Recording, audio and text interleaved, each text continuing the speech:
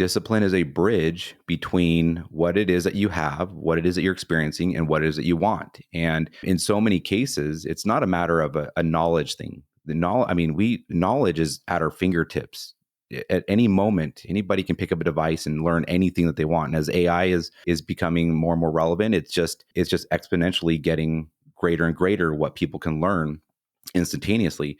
It's not a knowledge problem, it's an action problem. People that see and experience circumstances that they don't like continue to accept it, and therefore they continue to get the thing that they don't like, and then they're frustrated by it, and then relationships start to deteriorate, and they get less and less convinced that they're able to accomplish anything more, and that this is just the way life is meant to be. It's not. You just recognize that you have the power and control to change the circumstances. Life for all of us has peaks and valleys. When we find ourselves in a valley, which we all will, we have to start the climb out.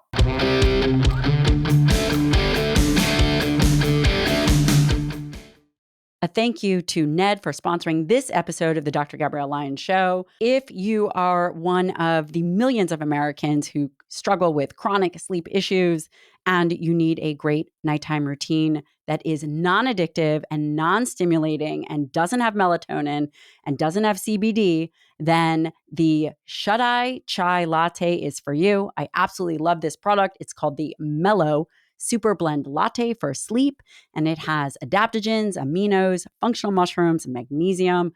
Smells amazing, and it has some of the best ingredients out there. So if you like cinnamon, clove, and ginger, and you really want to develop a nice ritual for yourself that is non-addictive and will not have long-term effects like those potentially with CBD or melatonin, or if you are sensitive to dairy, then this is your go-to product. Head on over to helloned.com/Dr. Lyon and use the code Dr. Lyon for 15% off. That's helloned.com/Dr. Lyon, or enter the code Dr. Lyon at checkout. I love these products. I make them earlier on in the day, and then I chill it, mix it up, and have it before bed. I know that you will absolutely love it, and it is safe for you, your partner, smells amazing, and works even better.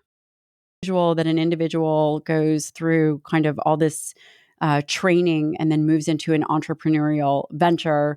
Tell me a little bit about your history and what you did, what you learned, because it allows us to peek into life or death situations and kind of the urgency that you always talk about in life. Oh, yeah, totally. So, yeah, as far as the origin story goes, it almost feels like a different lifetime ago, but do come from a law enforcement background. Got into that back in 2001.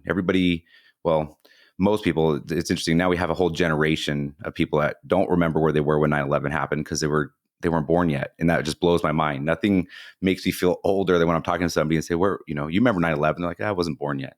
But for me, I was in the academy, the police academy, when the planes hit the towers. And it was a really interesting time to be getting into law enforcement, because at a time where we're seeing our country be attacked and all these first responders perishing, I was watching it from the training center.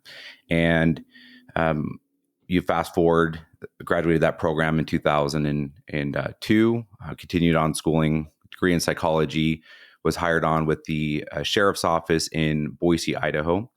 And I did a variety of things there. I started out in the jail, not where I wanted to be, because I'd never watched an episode of Cops where they spent more than a few seconds just putting somebody in the jail and then going back to the streets and running and chasing bad guys. But that's where the need was.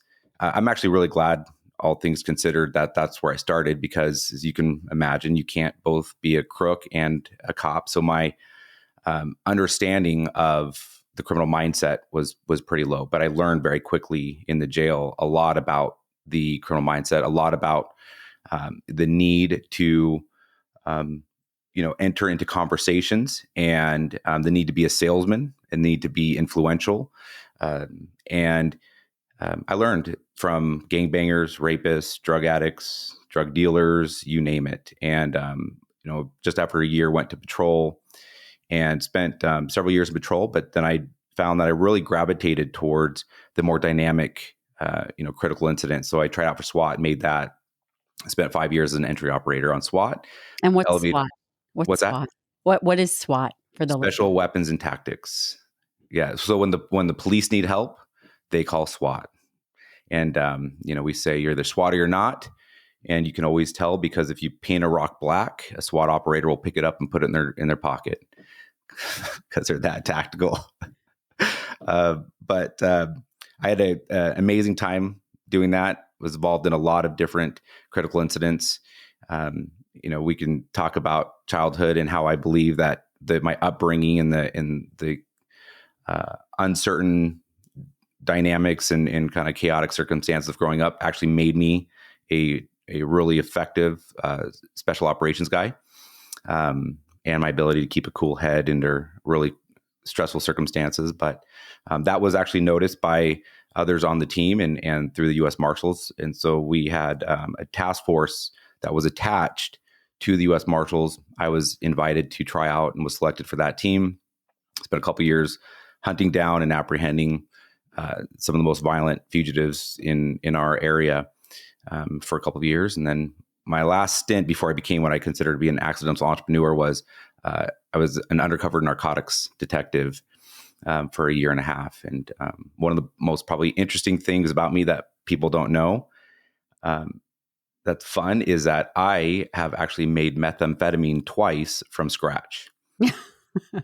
Nobody wants to go to your kitchen. Yeah. It's safe now. I've moved past that, but I went to a DA school. And that was part of the prerequisites of graduation was I had to, and the rest of us, cook methamphetamine from the ground up. It had to test 95% pure or better. And we had to do it twice to prove that it wasn't just a fluke the first time. So that's something a lot of people can't say they've done legally. And but I can. So that's a funny story for maybe another day. That's incredible. I have just this overarching question. Mm-hmm. You joined the police academy, which I'm curious as to why, but you've spent so much of your career really not just on a superficial level, but on a very deep level, trying to chase and put away bad people. Yep. And where does that come from? Is that just about doing the right thing, being a sheepdog, making the world safer? Or, why put yourself in that position to such an extreme from, a U.S. Marshal, task force, narcotics, making meth, all of these things, being in jail, putting yourself in a way in which you are interfacing with some pretty bad people. Yeah. Well, I think it really comes from my upbringing of living in an environment with just a constant revolving door of men that my mom was, dating, engaged to, married to, and just over and over and over again. I never had this steady father figure and steady safety and security component to my childhood and upbringing. There's 5 of us siblings. And so my older brother is 6 years older than me. He was out of the house most of my childhood. And so therefore I was kind of the oldest of the kids that were in the house at that point. And I just began to develop this real desire to be the person that would protect others who couldn't protect themselves. And I had a little sister. She passed away a few years ago, but she was born with her umbilical cord wrapped around her neck. She was deprived of oxygen long enough to where she was mentally disabled her entire life and was completely reliant on those around her for all of her needs. And so there was a really deeply rooted element of needing to protect and provide for others. And that carried over into my first real job, which became in law enforcement. And I believed, and I have believed for a very long time, that everybody's version of what they consider to be the American dream is different. I believe the American dream is still very vibrant and a part of this great nation. And what that looks like and how people define it, that's up to each individual person. What they want to chase and pursue is up to them. But the fact remains that if you want to go out and pursue it, you want to work hard enough for it, you want to dedicate the time and energy and focus into it, and you can achieve it. But there are people out there who will stand in your way. There are people that will victimize, they will break into your home, they will rob you. They will, sell drugs and poison our streets and kill our youth. And there are bad people out there. I wanted to be the person that would stand in between those that wanted to achieve the American dream and just create as much opportunity, as large of an impact as they can in this very short time that we have, against all of those that would intervene or attempt to intervene and eliminate that threat and whatever that looked like. So I've really found it to be very rewarding and fulfilling to be that person that would take on that risk so that others could sleep more peacefully at night and didn't have to even be aware of a lot of the things that were happening in the community. That was very satisfying for me. That's so noble. It's just, I always think I have these conversations a lot with individuals and not necessarily on the podcast, but are things nature versus nurture? And yes, it sounds as if there was a nurture component. And I use the word nurture loosely because it was somewhat, I'm guessing traumatic, or at least it made such an impression. But your nature was, instead of going down a rabbit hole of bad behavior, which I don't think anyone would have faulted you for, Mm-hmm. or maybe beating up on other kids, you chose a different way that was somewhat virtuous, but also very protective of other individuals. Yeah. Yesterday, you and I were briefly talking about, attachment theory, and it really had me reflecting on that, because I do have a very secure type personality. And while I think it could have been very easy for me to have gone down the fearful path, or, the self-doubting and, preoccupied path, I did develop a very secure type of personality with, I think, a lot of elements of maybe, dismissiveness, because of the need to self-soothe and really go within. But I learned early on that I did not want to repeat the cycle in which I was being raised in. I knew that all of these starts and stops and repeats, the fact that, it was really, I was unable to develop real friendships and real relationships with others, because of how many times we would have to uproot and move every time my mom got remarried. And she's on her 8th marriage right now. And that doesn't account for any of the other men that she dated. And, but I developed what I, believe to be a very strong, secure personality, because she was always there for us. And so while I'd never wanted to repeat the cycle and expose myself and family to the things that I was exposed to, she was there, and I did feel secure in that way. And she made sure that we were top of mind for her, even though she wasn't at our sporting events, or she didn't know much of what was going on in our lives. Unfortunately, my other siblings didn't necessarily take that same path, and they did go more of the self-destructive route. But I very clearly saw what was happening and did not want to repeat that, and made the commitment to not take the easy path. That's what I really reasoned that she was doing, is she was choosing easy over hard. And that was making a lot of things very hard on the tail end. So she was choosing the easy path in the relationship by throwing in the towel when things got tough. But there was certainly a lot of hard things that followed it, I'm led me to a place where I'm very proud that Chris and I have just celebrated our 17 years in marriage. And we have And Chris is your wife. That's very exciting. Yeah. We have an incredible 14-year-old. Well, he'll be 14 this month, year old son. And he's amazing. But I just chose to break the cycle.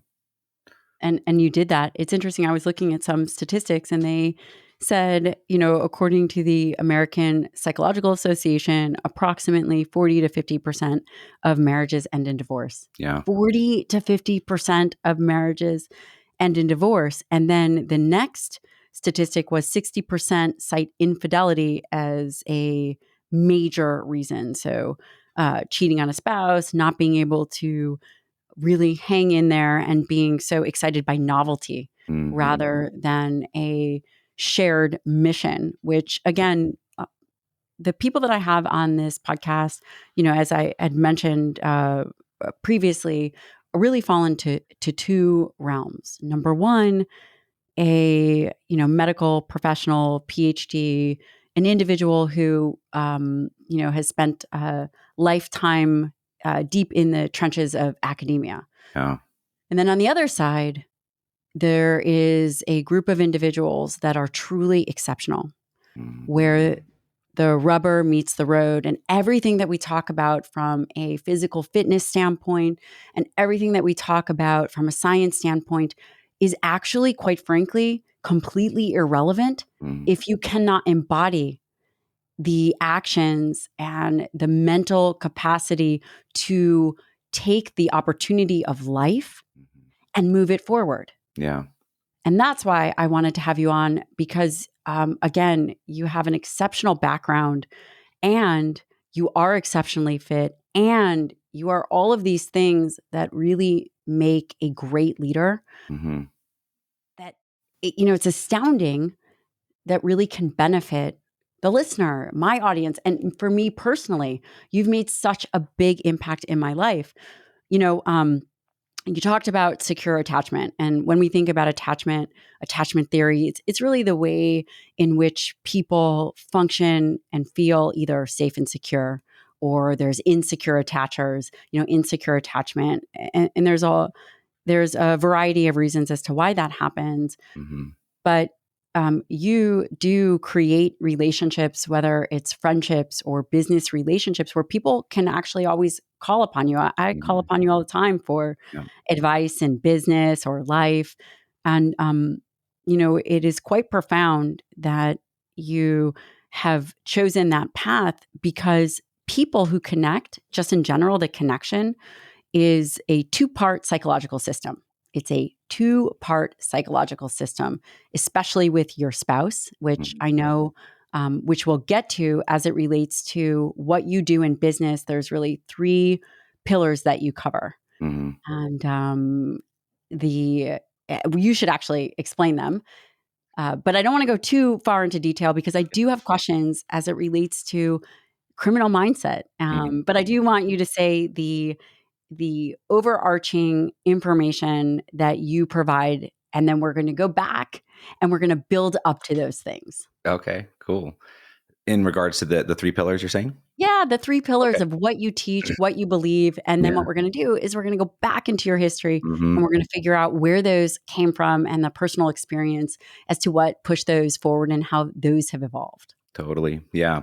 So, you mentioned the listeners and the different backgrounds of listeners, and one thing that I would say probably the majority of your listeners share in common, whether they're very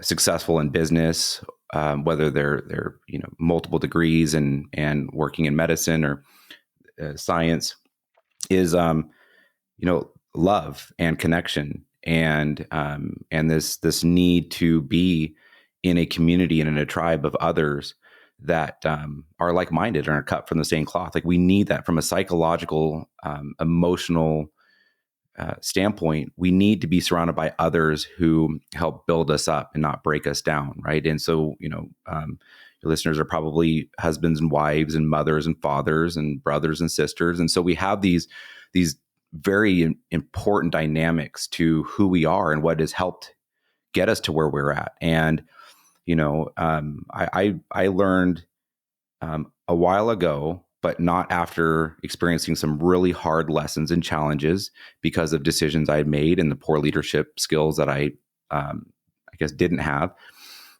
But nobody can accomplish anything significant alone, right? We cannot have really big, audacious goals and expect to achieve those goals by ourselves. Your husband is a SEAL. SEALs are amongst the top human beings on the planet in the what the 0.0 some odd percent that they are, and it requires a team to really be able to accomplish really significant tasks. Right? They're very, very capable by themselves, but you have a team, I have a team, and so this element of relationships that you're mentioning is critical. I believe firmly that our relationships are our riches.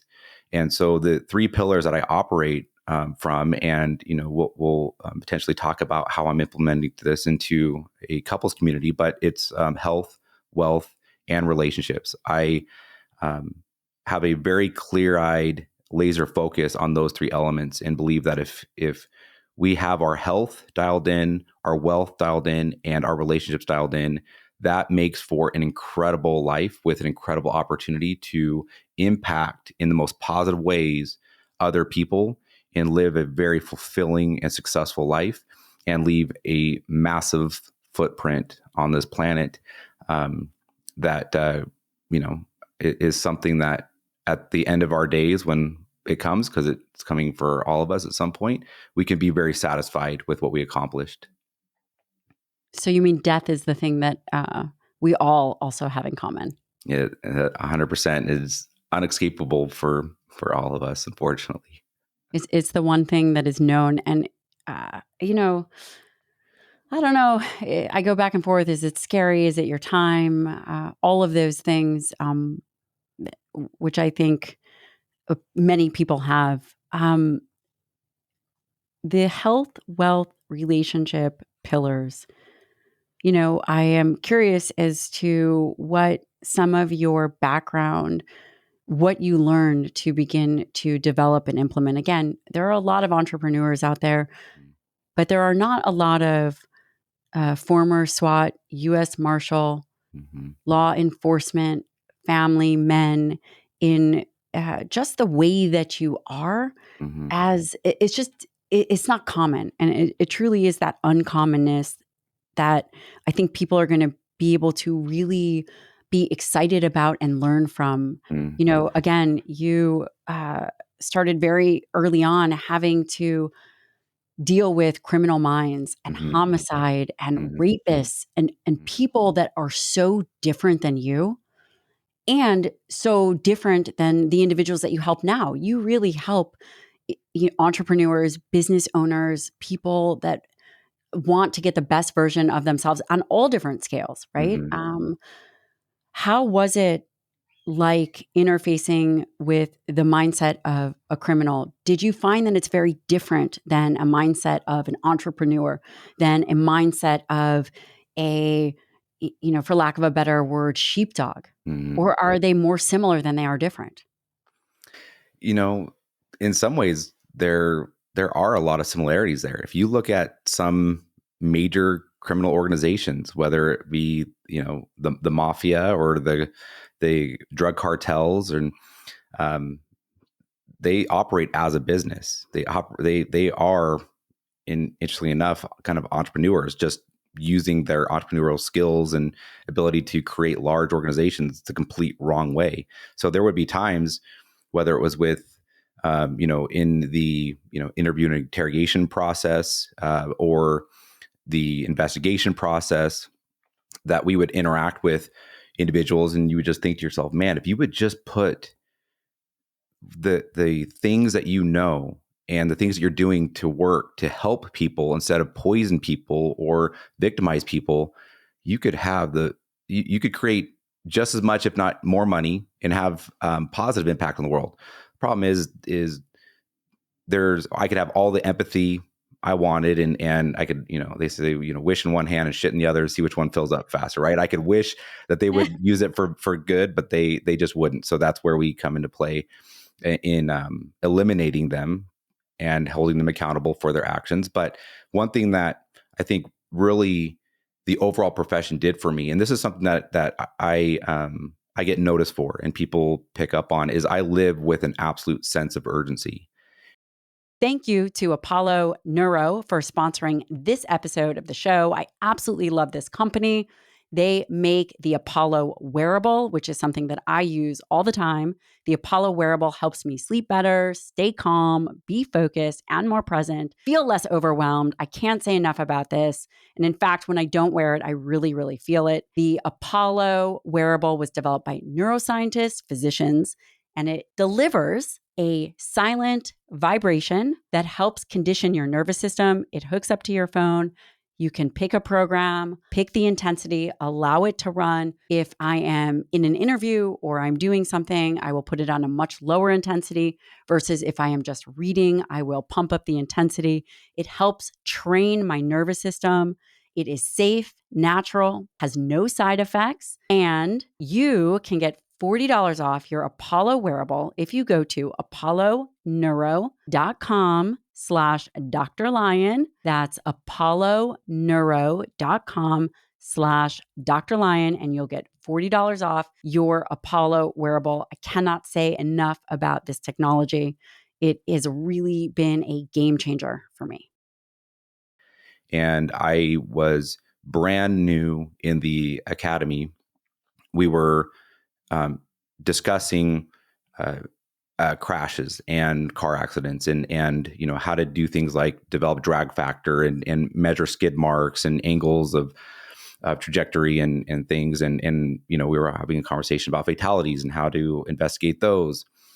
And as we're having this conversation, a call comes out over the radio where there's been a fatal crash, and so our instructor, our FTO says, "Well, guys, it looks like there's an opportunity for us to get some hands-on training since we're having this discussion." So we loaded up, went out to the scene, and when we get there, there's a vehicle that had rolled multiple times, and it had landed back on its wheels.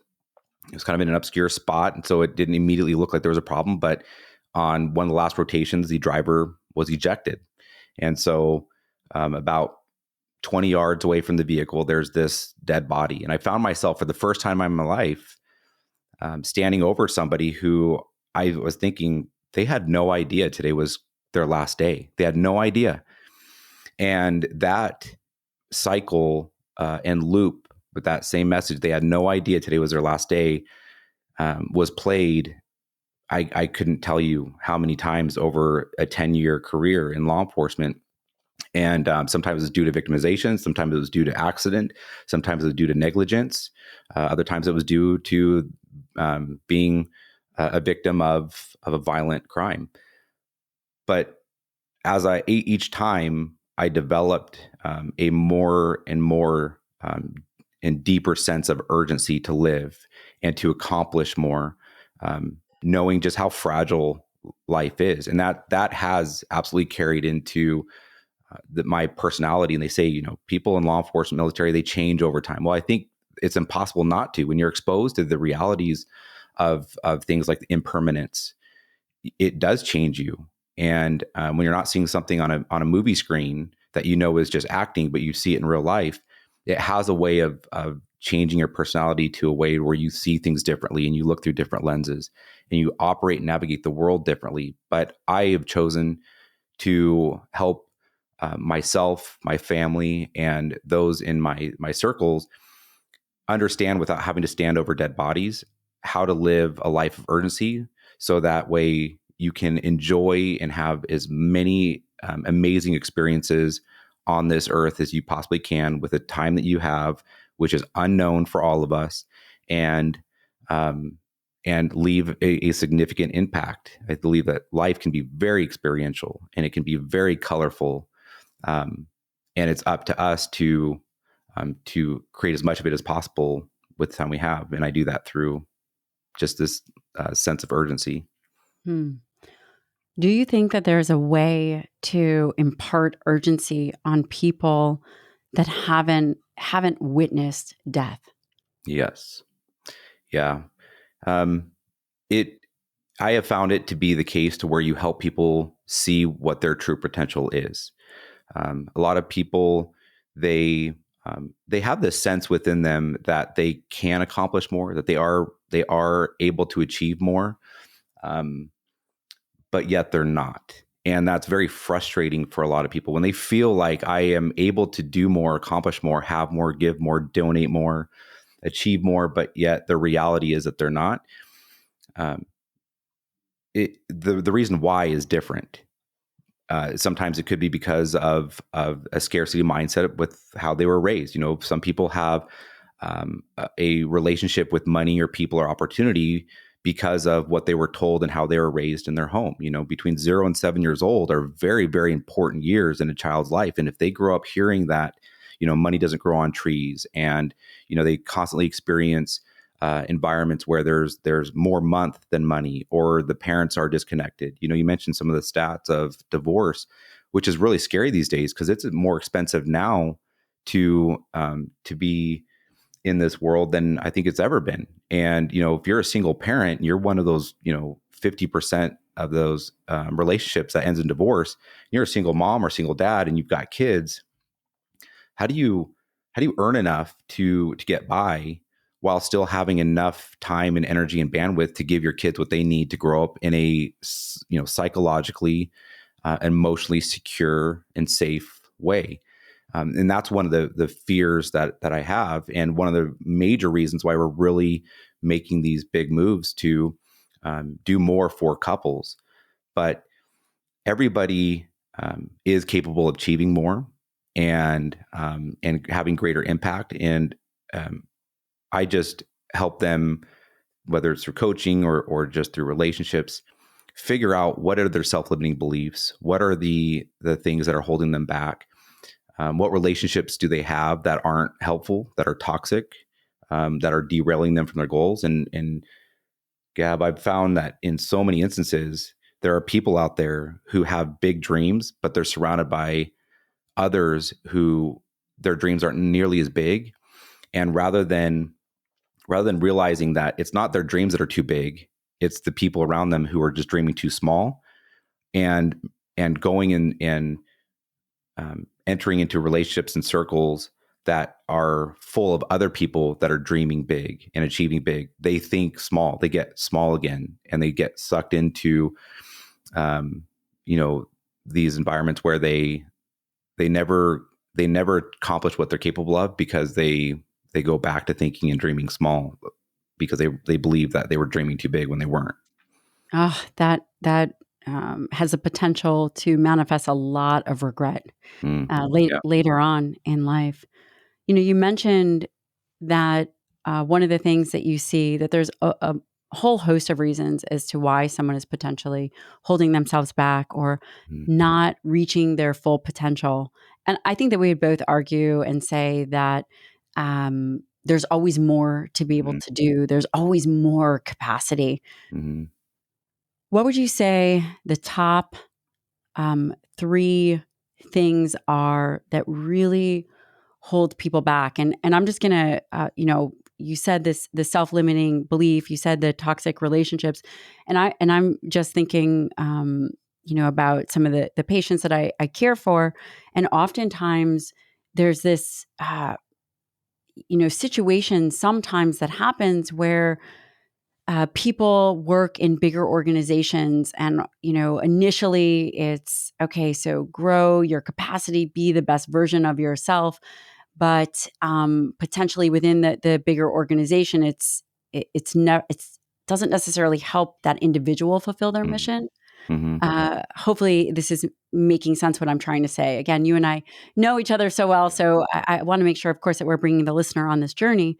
Is that, for example, if there is another opportunity Mhm. that potentially presents itself, and while relationships inherently, some are totally toxic and some start non-toxic and really help individuals get to the next level, but maybe people outgrow relationships, and maybe potentially does it come to a place where people don't move forward because they're afraid of outgrowing a relationship, or they're afraid of severing a connection.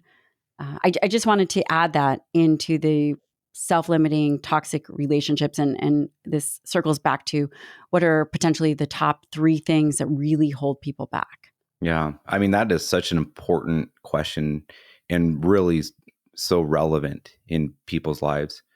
Um, Amongst those top three, I would say that something that's universal, no matter what somebody's circumstance is that each one of us can take a look at our circumstances, and if we determine that we don't like them, we want them to be different, we always possess the power and control to change them. what it's going to take to do that is going to be very unique to the circumstance that you want to change. But we do not have to stay in whatever the environment is, whatever the circumstance is that we don't like. We maintain and possess that power and control.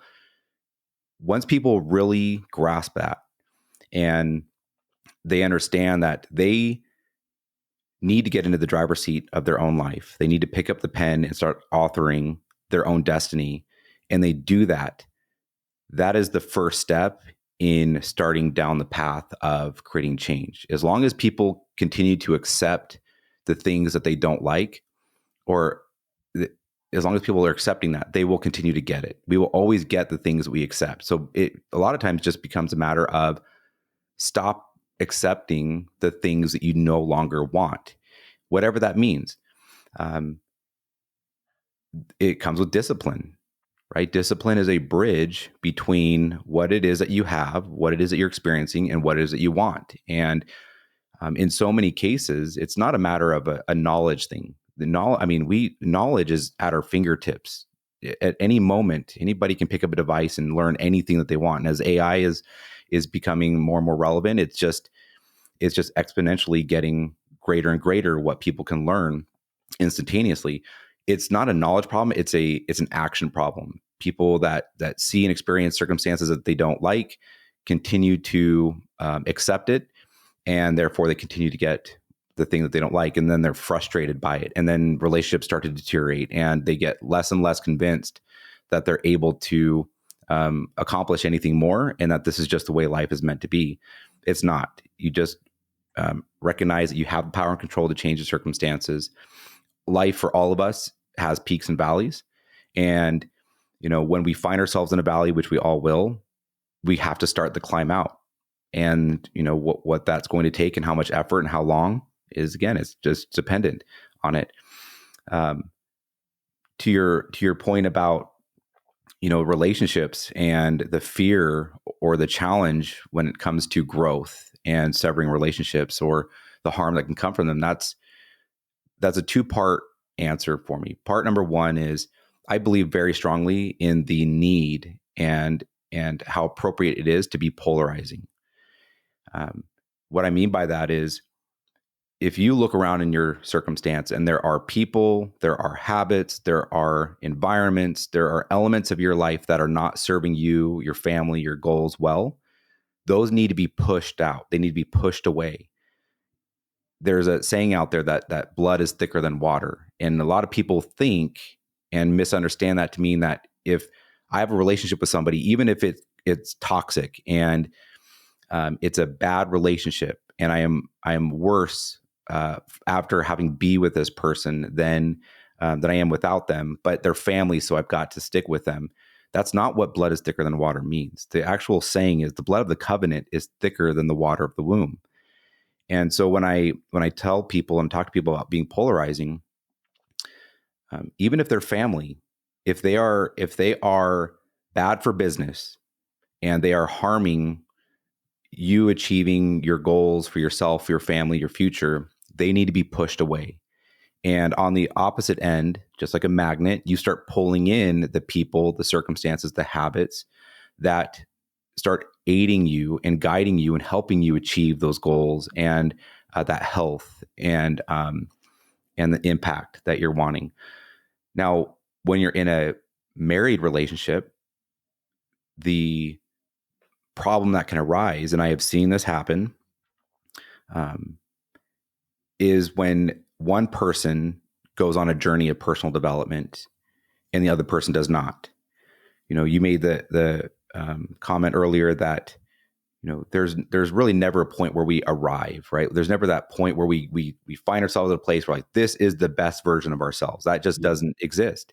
If we're willing to continue doing the work our entire life, we will always have room for progress and to become a better and better version of ourselves. Bruce Lee, once said that be happy but never satisfied. And be happy with the work, be happy with the progress, but don't ever get satisfied, because that can lead to taking your foot off the gas pedal and losing momentum, and eventually becoming mediocre. So got to keep your foot on the gas pedal. But if you have one person that is going down this path of progression by way of personal and professional development, the other is not, this gap begins to be created. And as that gap widens and one person is seeing new opportunities and experiencing, new and exciting things in their life, and they're looking at the others and they're thinking, man, they're not doing their part. That's where problems start to occur. That's where this wedge is present, and one person starts to feel like the other is an anchor and taking all the wind out of their sails, and the other person is looking at their spouse and thinking, well, now they think they're better than me. Now they think they're more important than me. And this, on both ends, their passive aggressiveness starts, and resentment starts to kick in. And then,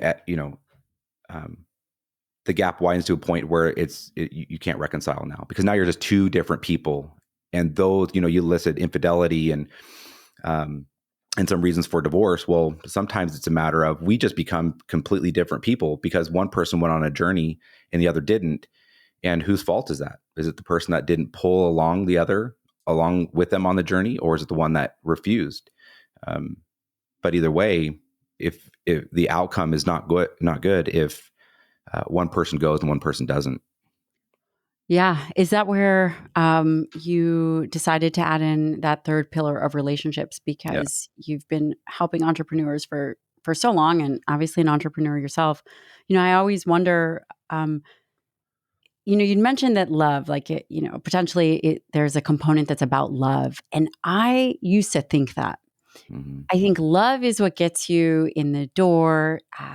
There's that excitement. Mm-hmm. But I think governing principles and a bigger mission and vision that can be like an ethos, a family ethos of going up against the world is hard. Mm-hmm. And other people are annoying. And there's, Stan Tatkin talks about how nothing is more difficult than another person. I would agree with that. As soon as people become deep family, where there's a deep commitment, whether it's deep family, a really close friendship, where it is a non-negotiable that you are now in it.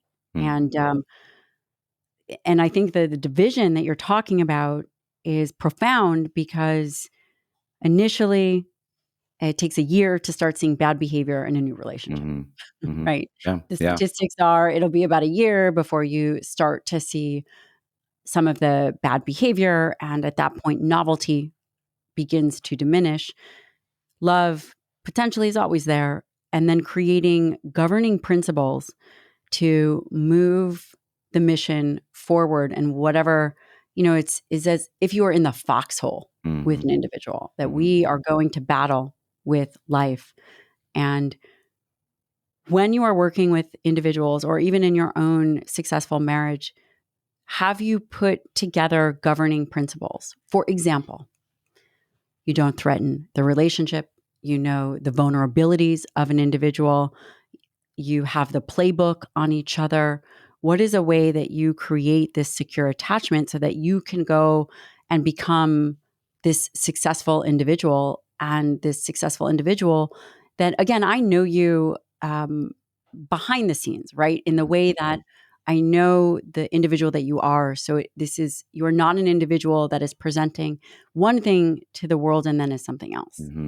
Yeah. And this is one of the things I love about you. Yeah. Thank you. Your spouse is the one person that you choose to do life with. Our kids, we may choose the time to have kids. We don't get to choose boy or girl or hair color, eye color, At least not now. Yeah, right. Maybe In the next future, year. We'll see, which will be really scary.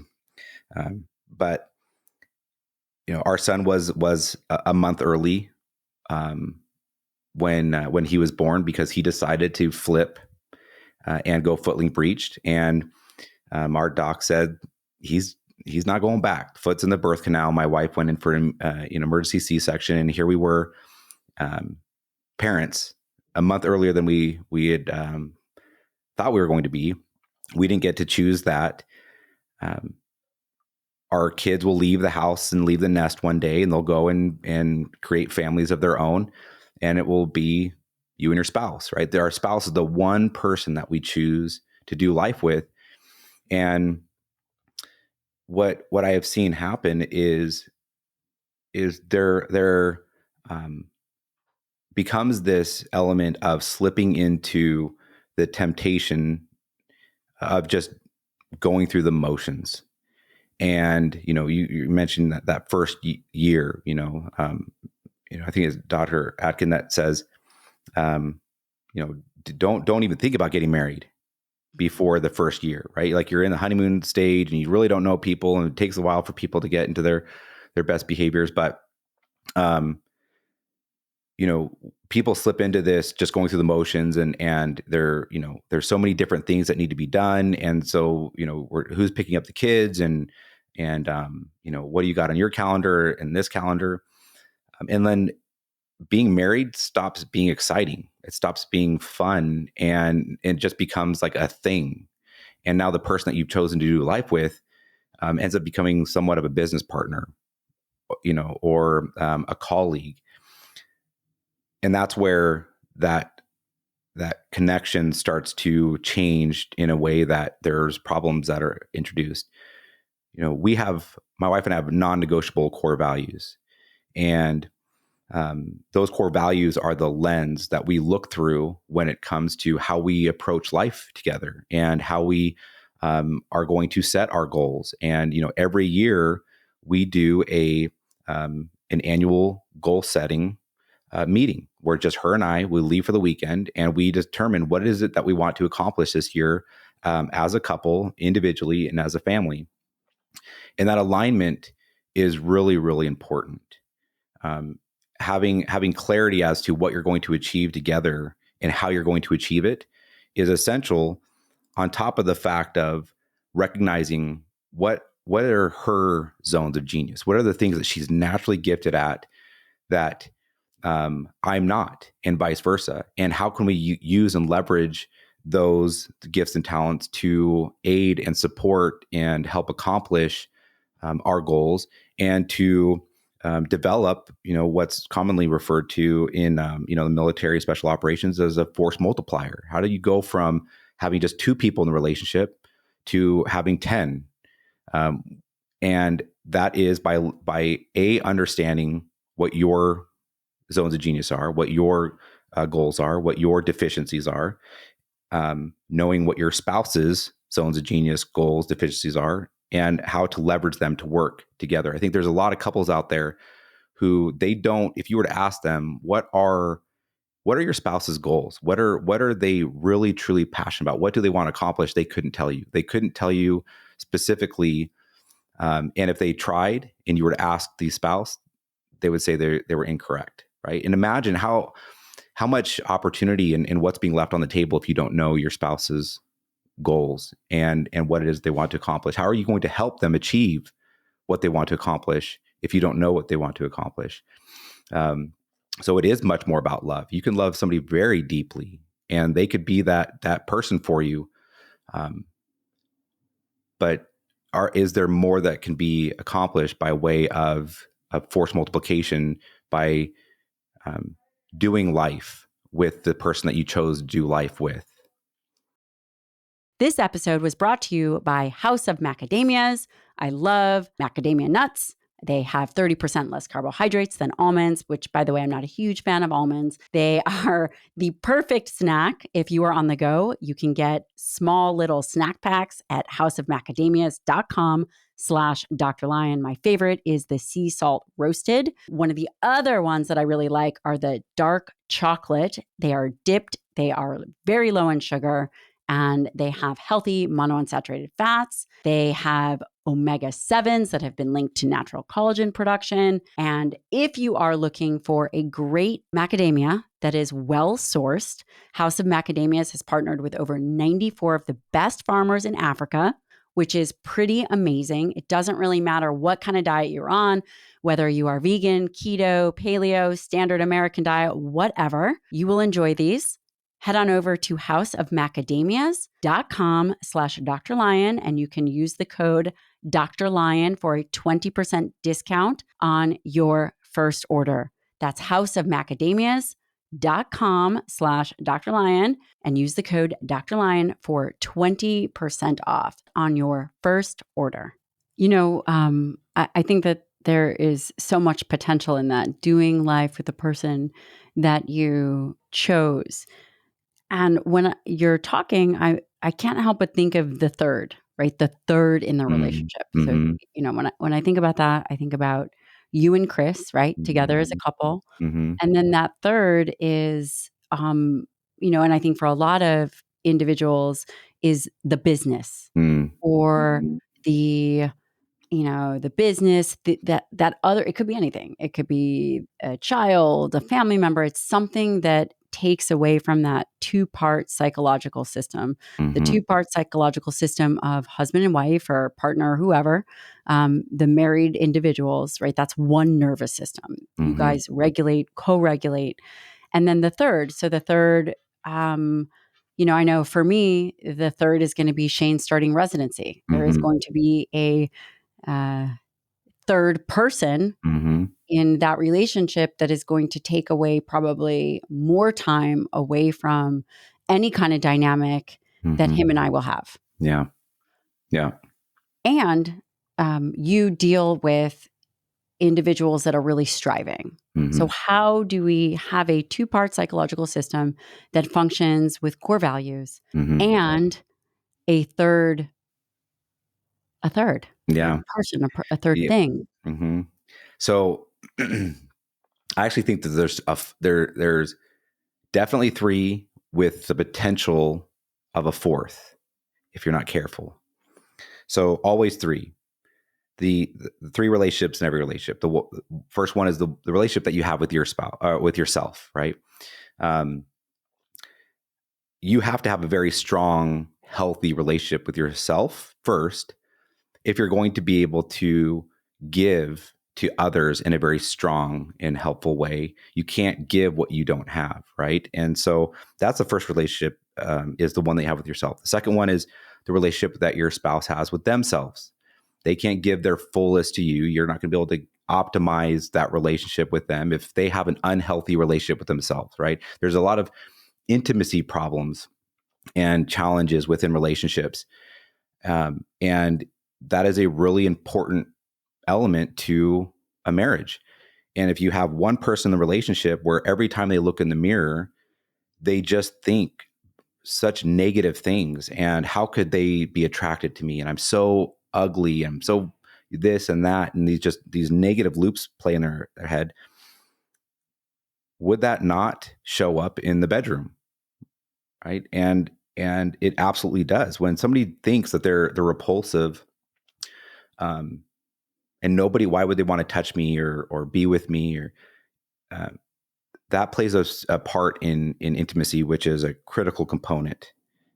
Even though your partner probably doesn't think that, very likely don't think what the other is thinking, it shows up. So that's a second relationship, is the relationship that they have with themselves. And then the third one is the one that they have with each other, right? The relationship then that the two have.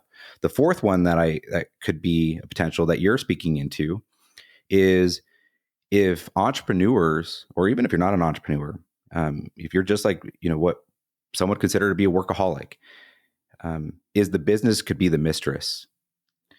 And divorces, happen a lot of times because of infidelity. Well, sometimes that infidelity isn't another person. Sometimes that infidelity is the business, and the one spouse sees the other leave every morning just full of energy, full of just ready to tackle the day, and it walks out the door with them. And when they come home, whatever time that is, they left everything on the playing field. The team, the clients, the board of directors, the shareholders, everybody else got everything that person had to give. And whatever's left is what comes into the house. And so the wife and kids um, husband and kids in your case they may think, well, day in and day out, everybody else gets the very best of my spouse, and I always get the crumbs. Um, that's when our loved ones start to see the business as the other woman, as the mistress in the relationship, and that's where resentment for, even though the business is bringing in substantial revenue and it's providing amazing financial freedom and opportunities, if it's coming at the cost of we get the crumbs and you give everything you've got to everybody else, that ends up being very problematic in a relationship. And so one of the things that I work with my clients on, and I speak about, is the objective isn't to find and strike balance. A lot of people are trying to find balance, and they say, how do I get more work-life balance? Well, if you really think about it, when we are balanced, we're at a net zero. We're not going up or down. And while that might be okay for some people like you and I and your listeners, Dr. Gab, we're not okay with being at a net zero. We are only accepting progression. We want to be better today than we were yesterday, but we recognize we're not as good today as we will be tomorrow if we're willing to do the work. So how do we continue to progress and get better while also not letting important things slip through the cracks? It's not by finding balance. It's actually by mix, right? And it's really important for entrepreneurs, for people who are really serious about progression and achieving more, to prioritize the things that are non-negotiable in their life, and to edit and in some cases delete altogether the things that really don't matter, the things that are fillers and just getting in the way of achievement, and just land with what are the important things. Now you prioritize those in order. And then you give it everything that you've got when you're doing that thing. Like you and I right now, we don't have our phones on. We don't have distractions. We are just 100% dedicated to this conversation so that we can provide as much value to the people who would honor us with their time in listening to this conversation. And we are giving everything we got. When we end this, we are going to transition to the next thing. And whatever that is gets 100% of us. Our families must be on that priority list. And there must be a time where we transition to our family and we are giving our family 100% of what we got. I am a very firm believer that if you are not doing a weekly date night where it's just you and your spouse and you're connecting, and whether it's just going to eat or it's going to run errands, but it's intentionally you and them, you're missing out on a critical piece of being 100% dedicated to that relationship. And the same thing goes with the kids. So it's just a mix. It's a matter of transitioning from one to the other and being all in. And that's one of Kristen and I's core values, is to burn the boats. Not be 1 foot in, 1 foot out. Be all in, victory or death mindset, and give it everything we have. So that's some of the guidance that I give in those areas. When you are thinking about prioritization, what is it for you? Can you give some examples of the things that you prioritize and perhaps some of the things that you had to get rid of? Mm-hmm. Yeah. Health is among the top. When you and I started working together, I was at a place where I was, I think, turning 40, and was very frustrated with the fact that my body was not responding the way that it used to. And when I connected with you, Gab, it was, I just kind of verbally vomited on you to say, I do jujitsu, 4 times a week. I'm going to the gym. I'm cycling. I'm doing these things, and I'm so frustrated by it. And that frustration was showing up in the relationship. It was showing up in how I was able to serve my clients. And I knew that I had to get my my health, my physical health in order, so that I could get my mental health in order and my emotional health in order. And that is, I believe, something that should be absolutely top priority for everybody. We are all leaving a tremendous amount on the table if our physical health and our mental health is not in order. You cannot give to others your fullest if you don't have that. So that's, for both my wife and I, that is top priority. In addition to that, it is our marriage, our marriage, and living a life together with two people. I chose her, she chose me to do life with. That there's excitement and connection and new experiences. As we raise our son, we obviously have a series of priorities and the kind of person that we want him to become. And a priority for me is that I am the man that I want my son to become. And that I live in a way that as he's growing up and he's seeing, what does a man look like? How does a man treat a woman? How does a man approach the world? How is a man to protect and provide? That they open doors, that they say please and thank you, that they do not shake a hand sitting down. That's what my son sees in me. And my wife is doing the same in a way of, what does a woman look like that she's living in a way that resembles the kind of woman we want her to we want our son to marry one day, right? And that he sees her operating in the same way. And so, the family is a top priority. We obviously have priorities in our financial freedoms, and I'm a And let firm me ask you believer. before you get to Yeah, go ahead. financial, Yeah. when you talk about your family being a priority, does that mean phones are away? This is a set time. You guys are always having dinner together. Are you discussing, for example, I was at my friend's house and he goes around, he's got two sons. It was amazing. And they will say, a win for the day or the thing that they had learned Mhm. or the failure for the day. Do you have specific strategies that create close, secure bonding? You say that, and we actually haven't done this in a while. It was something that our son really liked to do when he was a little bit younger. But we do the high-low buffalo, right? What was your high of the day, the low of the day, and then buffalo, like whatever else he wanted to share. But he's kind of grown past that as a 14-year-old. But we always eat dinner together. We serve dinner at the table. We sit at the table. We eat dinner all together. We do virtually everything together. We do jujitsu together. We have been training jujitsu for the last 6, almost 7 years. We all do it. We get up in the morning and we go in the evening. We go to the gym together. And when we are doing those things, we are all in together. For us, it's about experiences. It's about taking the time to do the thing. My wife and I, for date night last night, we went to a concert, and the concert was not nearly as good as the people watching, and then just Right. the time that we got to connect. Hmm. So for us, it is everything we do is in threes. I mean, not everything, right? It shouldn't be everything, but almost everything we do is in threes. We have 3 Super 73 e-bikes, and we go on those bike rides together. We go on walks together.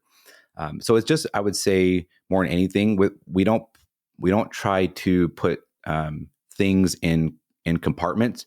What we do is we are very intentional about doing things together constantly. And Chris and I have created the circumstances where we get to work from home. And so right now, while our son is out of school, we have the ability to do things throughout the day together, and to take those breaks, and for him to be able to see us. So that's how we approach it. Is just the intentionality around experiences that we create together. Hmm. How do you navigate conflict within the dynamic of the relationship? Um, Chris is always right. No, just kidding. Chris is always You're right. welcome, Chris. You're welcome. Yeah, exactly. She'll love you for that. We actually did something. So my chief of operations, Bridget, she actually some months ago turned us on to something called an Enneagram. Oh, yeah. and it's a personality assessment. I I've have taken a taken that. variety. Yep. It was amazing. So she said, "Hey, my husband and I, we did this. We did it so that we can learn how to work together, and we can learn how to leverage each other's personalities together." And so I took the assessment. First thing I was like, "Wow, this is scary. How accurate this really describes me." My wife did the same thing. We did several sessions independently with the gal that we hired to review our assessment and then coach us on it. And so after several sessions individually, then we did several sessions together where this coach talked to us and she said, "Matt, these are the lights and shadows of your personality. Kristen, these are the lights and shadows of yours." And we walked through several different circumstances about conflict and the way in which Kristen processes things and the way the internal loops that she plays and the same things that I do and how to navigate through it. And so, we have disagreements just the way any relationship does, but we also have tools that we use to navigate that and hear each other and give each other space. What I need and what she needs when we're not seeing eye to eye on something are very different. But me knowing what she needs and her knowing what I need has created and facilitated the environment for us to not let something fester and not let something become something it doesn't need to be, and quite frankly, avoid conflicts altogether. So Yeah. if you're never taken an Enneagram, I highly highly recommend recommend it. it. Mhm. I have taken it, and we typically have everybody on the team take it. Mhm. I'm not going to tell you my number or my wing until you tell me yours, because I have a feeling I know what yours is. What is your main number? 8. Mine is 2, Mhm. meaning mine is 8 as well. Uh-huh. Mhm. What is your wing? Um, Do you know your second number? I I wanna say it was a 2 or a 3. Probably a 2. I'm Uh-huh. also a 2. Okay. Okay. And for those of you who are listening, 8 is pretty much what you see here, relatively aggressive and, get stuff done, all the things. There's a light side and a dark side to it. They can be abrasive and single focused, all the things. We are Mhm. both 8s. And then a 2 is a helper. Mhm. Yep. Physicians are oftentimes 2s. And, they're really servants to Mhm. humanity and those kinds of things. So anyway, if you have not taken an Enneagram, I highly recommend it. I will see if I can find a free link to one and we'll put it here in the show notes. Mhm. I'm not surprised. As I was thinking about this podcast and I was thinking about, what makes a good unit, how, your background as it relates to law enforcement and seeing some of the things that you've done and then, pushing that needle forward to the entrepreneurial space. Mhm. Um, I was reading and what struck me is that the statement that the people that are really dangerous are those that are weak and afraid. So dangerous people Mhm. are the people that are the weak ones. Mhm. Those are the dangerous people to humanity, the dangerous people to businesses, the dangerous people to relationships. Whereas the strong are not a threat. Mhm. The disciplined individual, the strong individual is not actually a threat to Yeah. society. Um, I just was curious as to your thoughts on that. That's kind of just a blanket statement, but I do think that it ties in beautifully as to when we think about these pillars for health, wealth, relationships, and just this life of urgency. Mhm. If you've thought much about that. Yeah. Yeah, I completely agree with it. Um, people who are weak and afraid, they're the ones that I have found that do the most amount of overcompensating. And there was a time, back when I opened up our first company in that 2013, 2014 timeframe, where I was completely different from the person that I was presenting myself to be. And I was taking that fake it till you make it approach. I was a brand new entrepreneur. My business acumen was very low. And when people would ask me how things were going, I would tell them, oh, it's great. Things are great. Well, what they didn't know is things were not great. They weren't great business wise. They weren't great relationally. They weren't great financially. We were starting to swirl the toilet bowl in all of the important, our health, wealth, and relationships were not good back then. And I was very weak. Was this your first job after law enforcement? Yep. Yep. First company we started, it was a special operations training company. It was a credible company. I was just a shitty leader.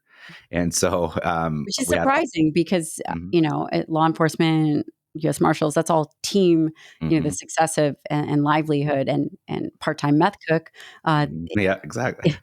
is dependent. Your survival is as a Yeah. teammate. Yeah. Yeah. I think, working around civilians and, having, being in a customer service kind of standpoint, it looked and was very different than what I thought it was going to look like. And leading people, who don't have to be there, who aren't, there professionally because they've passed all the tests and overcame all the things to be given the nod to join the team. And, in a special operations environment, can look very different, when you're in business. It wasn't their fault. Again, like I had a great team, a great business model, but, it didn't translate as well as I thought it was going to translate. Um, and so I was very weak and in a lot of ways very vulnerable, but I wasn't letting that vulnerability through because of ego and pride. And so the reason why, I do believe it to be true that the ones that are weak are the ones that are most dangerous is because they are not being authentic a lot of times because of a protection of their ego and their pride, and to avoid humiliation, avoid, um, you know um, people seeing the reality. They will take a stance on something that is not in fact real, and they will fight tooth and nail to defend it. Special thank you to Inside Tracker for sponsoring this episode of the show. I am so excited to be a partner with Inside Tracker. They are always coming out with new biomarkers. And now Inside Tracker has added insulin, which is a key biomarker for sustained energy, early warning signs for several chronic diseases. In my current practice, in which I see patients 2 days a week, we always get a fasting insulin level. So I'm so thrilled that Inside Tracker has added this to one of their biomarkers. Now, you can head on over to insidetracker.com/Dr. Lyon and you can get 20% off the entire Inside Tracker store. Why is this so amazing? Because it allows you to take health into your own hands, meaning you do not have to go to the doctor to make sure that you are getting your fasting insulin and many of these other biomarkers. You have the ability to take control. So head on over to insidetracker.com/Dr. Lyon. You can get 20% off. They have so many tools and ease of use. So they have an app. There's something called Scarlet Mobile Blood Draw, in which I have used. This is really a great service. I highly recommend it. Head on over to insidetracker.com/Dr. Lyon. And they will be like an animal that is cornered, that will act out sometimes aggressively to defend the pride and ego so they don't get exposed. Some of the most humble people I know, um, are they have the most incredible backgrounds, um, but you would never know it because they don't have anything to prove to anybody. They just are who they are, right? Shane is a perfect example of that. You talk to the guy, you're around the guy, and you know he's massively intelligent. Like, he's a very smart guy, but you would never say that's a Navy SEAL. You Right. would never know what he Right. did unless he chose to tell you. But he doesn't walk around telling people that he is. And he doesn't have to because he knows he did what he did. He earned his trident. He earned all of the accolades along the way. He is Mhm. earning his MD. He's done. And He's actually published 12 papers, first author papers. see, Uh, he's so humble. I didn't even know he's already done. That's well, never. he is a physician. not to interrupt you, but Yeah. I do want to highlight what you're saying, because so for those of you who are first time listeners, shame on you. No, just Right. kidding. Totally kidding. That's But the 8 coming out. yeah, yeah. My husband is a former Navy SEAL, was a Navy SEAL for 10 years. While he was deployed in Afghanistan and at war, he taught himself calculus and physics because he knew he wanted to go to medical school. So in between operations, instead of playing a video game, sorry guys, I know that you're playing Xbox, he was studying and really working hard because he had a bigger vision in mind. So that's a little background on Shane. And I got a tribute video for Shane when he graduated medical school. I knew all the things that had gone into it. And so I reached out to people he really respected. And he has a friend and somewhat of a mentor who is a current Navy SEAL astronaut who went to Harvard Medical School, was in Jocko's platoon. Mhm. And I reached out to this gentleman and I said, "Hey, I'm making the video for Shane. I'm going to, send you over this link. Can you say a few words?" Mhm. Incredibly accomplished, right? Father of three, Mhm. a current astronaut. Yeah. And his message, his video was always be humble and just really be a good person. Mhm. Mhm. You know, um, Yeah. he could have said, be the best, and had a lot of bravado and said all these other things. But it was like, hey, man, Shane, you've got a lot of this figured out. You're doing the right thing. Always, do your best, be humble, just be a really good human, and the rest Yeah. falls into place. Yeah. Yeah. How how dangerous could a guy like that really be if he wanted to be? Right. Right. But Right. that's his advice. His advice is to be humble. You know, Right. so that just says it right there. The ones that are confident and secure, that have nothing to prove to anybody, they're not the ones to worry about. It's the ones that are protecting their ego, protecting their pride, living unauthentically. Um, those are the ones that are emotionally very fragile, and um, and are the ones that can become the most lethal in a variety of different ways. Yeah, for sure. And I'm going to butcher this saying, but it was those who know how to wield the sword but can keep it sheathed. Um, those are the ones that are really dangerous, Yeah, yeah, because they are the ones that they are the most powerful. yeah, totally. Um, the other two pillars that you talk a lot about, we've talked about relationships, we've talked about health, which you've really done an amazing job with, and you are very disciplined. It's interesting, you were joking and saying you weren't really living up to your potential physically, Mm, but you were. I mean, you were. It was something crazy. It was jujitsu at this time, and then training, and it was a whole host of things. mhm, And now moving to kind of that wealth piece, because, we were just talking about how your first job out of law enforcement, you decided to create. So what was it? It was a company that was security, or you were providing weapon. What was it It was exactly?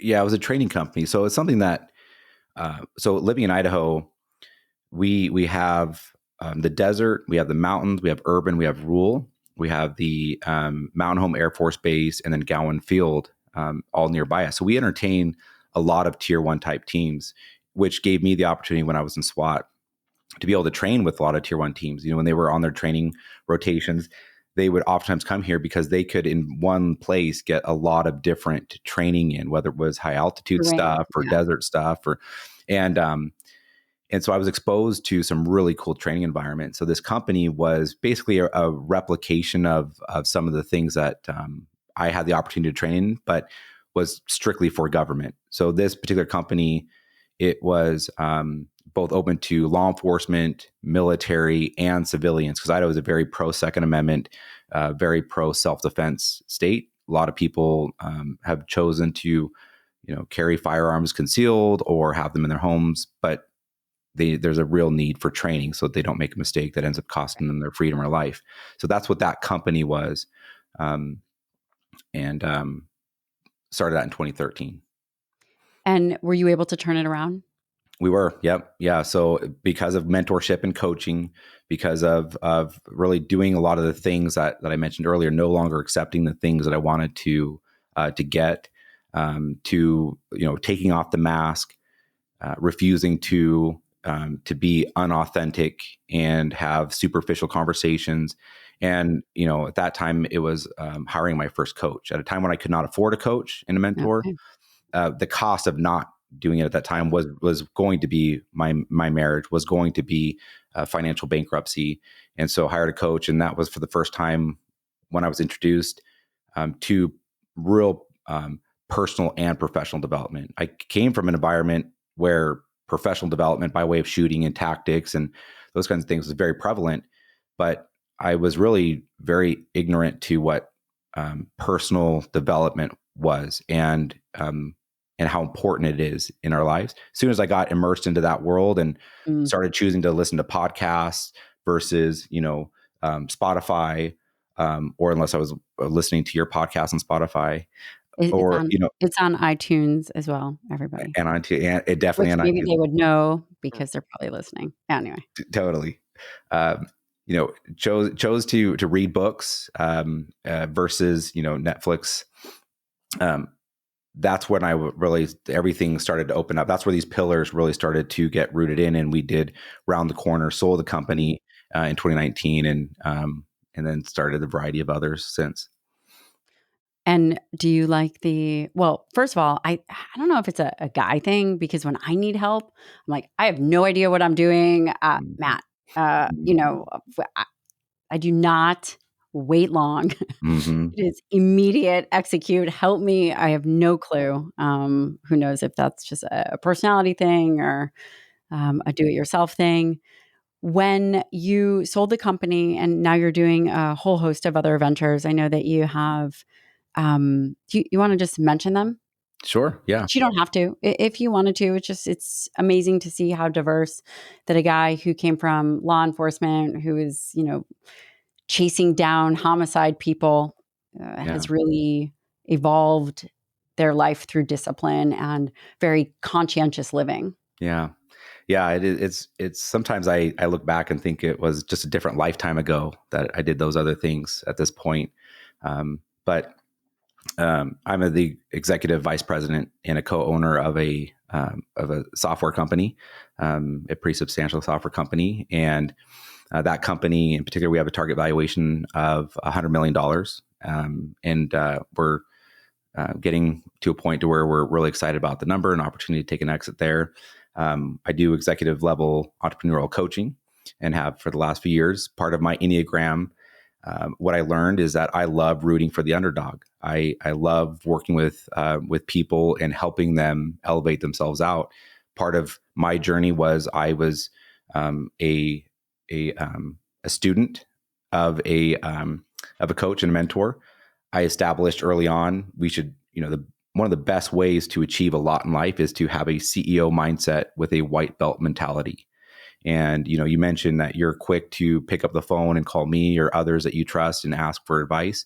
That was a part of me that didn't exist before, and I think part of it was because of just how it made me look weak to ask questions or to call somebody and what they might think about that, when in reality that was what I should have been doing all along. And you're a great example of how if you want to get really, really successful, be a boss, have a CEO mindset, but also have a white belt mentality to where you're willing to ask questions when those questions arise, and that you're not expected to have all the answers. And one of the worst things you can do is take the fake it till you make it approach and make decisions and not ask for advice or guidance simply because I don't want other people to perceive me to be weak, or like I should know this, but I don't know this, because there are others out there who are willing to help and would love to help. And I've been able to develop to a place to where I can now give back and be that coach and mentor to others.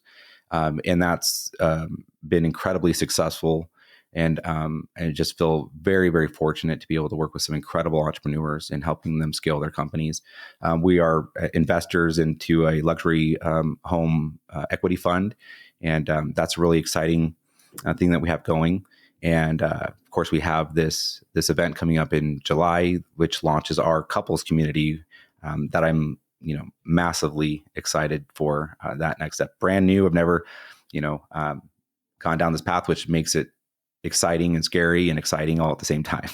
So will you tell me? So first of all, I so regret not being able to be at this event because one of my best friends is getting married. Mm, But you have to slot me in. I will be at the next one. 100%. So We're please. coming to you if you can't come to us next time. There. I love it. I love it. Yeah. Lots of great shooting ranges here. Yes, ma'am. Maybe not as good as where you are, but can you talk a little bit about the event? I think it's going to be, again, so I know you, work with you. Yes, I am your doctor. You are also a friend. You are someone who I go to and look to for advice. And it's just been, I'm so grateful to have your friendship and your mentorship truly, truly, truly. So I would love for you to tell people where they can sign up for this event, find this event, all the things that you are doing, which I think are very profound and important. Yeah, well, thank you. I appreciate the opportunity. And I think people would laugh sometimes. They saw our text messages back and forth. We're like, you're the best. No, you're the best. No, you're seriously the best. Like, no, you are. If we, it's like when you're young and you're Yeah. like, no, you hang up. And but Gab, it is truly such an incredible privilege to be in your circle and to be a friend and a patient and to get to connect with you as much as I do. Before I talk specifically about the event, I do have to give some love where love is deserved. And when I wanted to start this community, I was trying to figure out how do we scale. I as a kid, I wanted to break the cycle of broken marriages and relationships and feel very proud about what we've been able to accomplish by way of being together 20 years, married for 17. And how do we start dealing with combating these statistics of so many failed marriages and broken homes and kids being in, binuclear families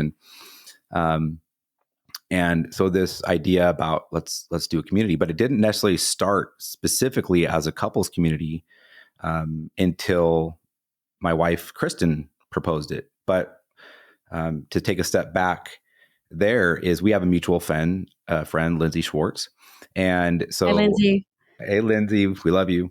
Love you. I was listening to a podcast, and this again. So, Chris and I, we were driving up to our annual goal setting and forecasting weekend, and we were driving up knowing that a community is something that we wanted to start, and so Kristen's like, "Well, I heard this podcast recently with this gal named Lindsay and Lori Harder, and they were talking about community." And so Kristen finds the podcast and we listen to it.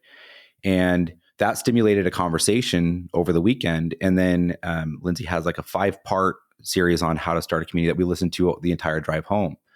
And by the time I got home, I shot her a DM and said, "Hey, I'd love to connect with you more and pick your brain," which she was open to. So we connected on a call. Within the first few minutes of the call, I said, This is the ninja that I need to align with. And I'm so thankful for her because she doesn't typically meet with people. She doesn't coach people. And she says there was just something about you and what what you're doing that I felt compelled to say yes. And I'm so eternally grateful for that, because what she allowed us to do is for me and Kristen and then 2 others from the team to fly down to Arizona and meet with her for the day. And it was during that meeting that we were talking through it, and she has such an abundance mindset that she just was this open book throughout the entire conversation. And at some point, Kristen proposed it being a couples community, and immediately it just landed with all of us, including Lindsay. And she said, "I've been asked about doing a couples community for a very long time. It's just not a path I've ever gone down, but I love it." And so that then kicked this whole process into gear. And with her guidance and mentorship, she proposed that we launch this community with a couples retreat, and so that's what's coming up in July. We have a 2-day retreat where It's primarily geared towards couples, the avatar entrepreneurial type couples, where at least one of the other are an entrepreneur, but you don't have to be. You don't even have to be married to attend. We have several people that just want to learn and be surrounded by other healthy couples that are also attending. But we're going river rafting. We have a private mixer at a great friend's diamond shop. She's got, I think, $5 million worth of these amazing pieces being flown in just for the event. Lori Gosh, Hepburn. I'm missing out. Yeah, it's going to be incredible. We have the next day we have a mastermind with some incredible speakers. Ray Cashcare, former Navy SEAL, will be there. He'll be putting us through a workout as well. A great mutual friend, Cynthia Thurlow, will be speaking amongst others, and Lindsay is keynoting this event as well. And then we cap it off with a little private after party at Topgolf. But the entire thing is meant to get couples to do something that they haven't done for a very long time, which is to connect and go on an adventure together. When we're first dating, we do a lot of fun things. We go on picnics and we go and, we do things to impress each other. We're on our best behavior. And then you get married and you have kids. And all of a sudden, if you're going on vacation, it's a family vacation, or, maybe it's to a resort in Mexico, and you just sit and you plop down in a chair and you drink, adult flavored beverages all weekend.